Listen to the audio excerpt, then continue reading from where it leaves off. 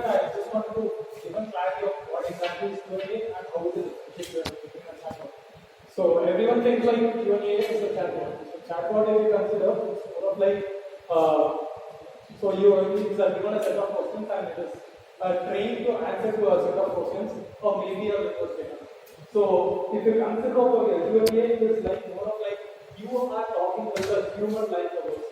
So you can ask any kind of question. Like it can be a sarcastic one or humor one, anything, literally any kind of question.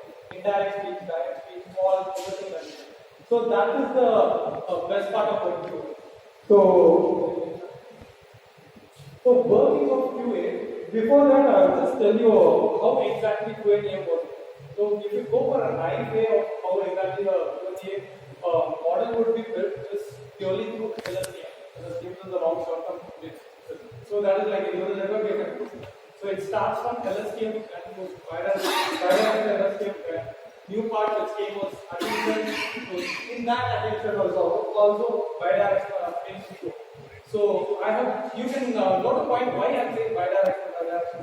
Because so if you consider the English language goes from left to right, but in Arabic language goes from right to left. So you get the context from right to left and also and you get the context